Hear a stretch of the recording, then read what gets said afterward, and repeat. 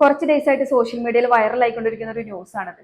നിങ്ങൾ മിക്കവാറും ആളുകൾ കണ്ടും കേട്ടും ഒക്കെ ഇത് അറിഞ്ഞിട്ടുണ്ടാകും. ഈ വീഡിയോക്ക് താഴെ വന്നിട്ടുള്ള കമന്റ്സ് നോക്കി കഴിഞ്ഞാൽ കാണാം, ഒരു 99% ആ സ്ത്രീക്ക് എതിരായിട്ടുള്ള കമന്റ്സ് ആണ്. നിങ്ങൾ എന്തൊരു അമ്മയാണ്, കുട്ടീനെ നോക്കാൻ പറ്റില്ലെങ്കിൽ പിന്നെ എന്തിന് ജീവിക്കുന്നു എന്ന് തുടങ്ങിയിട്ടുള്ള കുറെ ബാഡ് കമന്റ്സ്. സൈബർ അറ്റാക്കും ഫാമിലിയുടെയും ഫ്രണ്ട്സിന്റെയും റിലേറ്റീവ്സിന്റെയും നാട്ടുകാരുടെ ഒക്കെ തരം താഴ്ത്തലൊക്കെ കാരണം ആ സ്ത്രീ ഒരു ഡിപ്രഷനിലേക്ക് പോവുകയും പിന്നീട് സൂയിസൈഡ് ചെയ്യാണ് ഉണ്ടായത്.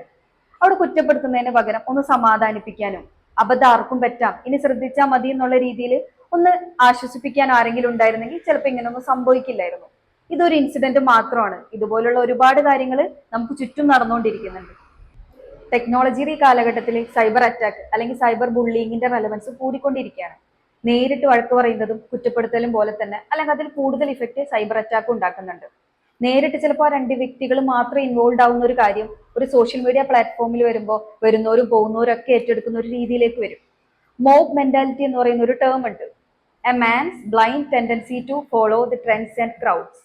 ഒരു മെജോറിറ്റി ഓഫ് പീപ്പിൾ ഒരു ഒപ്പീനിയൻ പറഞ്ഞാൽ അതിനോട് ഫിറ്റിനായി നിൽക്കാനുള്ള മനുഷ്യന്റെ ഒരു ടെൻഡൻസി, അതാണ് മോബ് മെന്റാലിറ്റി.